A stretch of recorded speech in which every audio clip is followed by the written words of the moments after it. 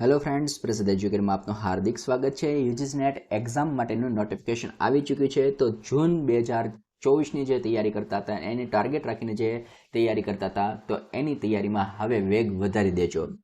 સૌથી પહેલાં પ્રાથમિક માહિતી મેળવીએ અને સાથે સાથે ક્યાં ક્યાં મોટા ધરખમ ફેરફાર થયેલા છે આ વખતેની એક્ઝામથી એ પણ સાથે જાણતા જઈએ।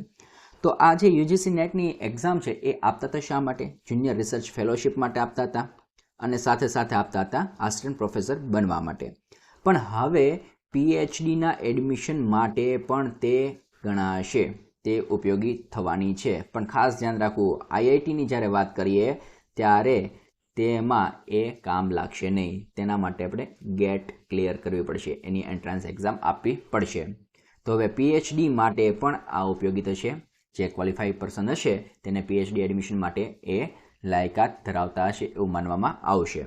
સબમિશન ઓફ ઓનલાઈન એપ્લિકેશન ફોર્મની વાત કરીએ તો એ છે 20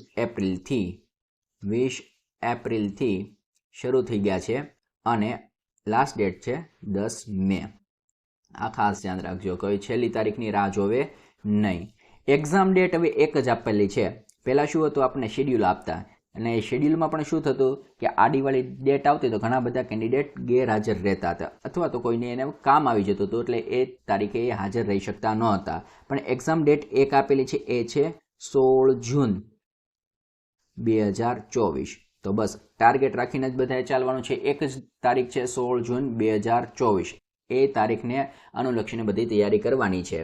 હવે બિગ અપડેટ બીજું એ છે કે હવે કોમ્પ્યુટર બેઝ નથી, સીબીટી બેઝ છે નહીં, આ છે હવે પેન એન્ડ પેપરનો યુઝ કરવાનો રહેશે। એટલે જેમ પહેલાં મેથડ હતી ને એ પ્રમાણે જ ઓએમઆર શીટ ફિલઅપ કરવાની રહેશે। એટલે એ ધ્યાન રાખવું પડશે પ્રિપરેશનમાં કે થોડોક ટાઈમ ઓએમઆરને ઘૂંટવામાં થવાનો છે। જે કુંડાળા આપણે ઘૂંટવાના હોય છે ને એ ઘૂંટવા માટે સમય જશે, એટલે એ રીતની પ્રિપરેશન કરવાની છે। તો સૌથી મોટો ફેરફાર છે જે કોમ્પ્યુટર ઉપર જે એક્ઝામ આપવાની આદત પડી ગઈ હતી હમણાં બધાને, એ હવે પાછી કાઢવી પડશે।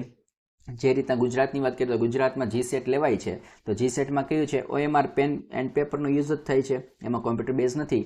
તો આ વખતે હવે યુજીસી નેટ પણ જે સેન્ટ્રલ લેવલે એક્ઝામ લેવાય છે એ પણ પેન એન્ડ પેપરથી લેવાની છે। તો ઓએમઆર બેઝ તો છે જ પણ સીબીટી બેઝ નથી, એક ખાસ ધ્યાન રાખજો। હવે કોમ્પ્યુટરનો ઉપયોગ થવાનો છે અને ફાયદો એ પણ થશે કે સેન્ટર નજીક આવશે। તમારું જે એક્ઝામ સેન્ટર છે એ તમારો જિલ્લો જ આવી શકે છે।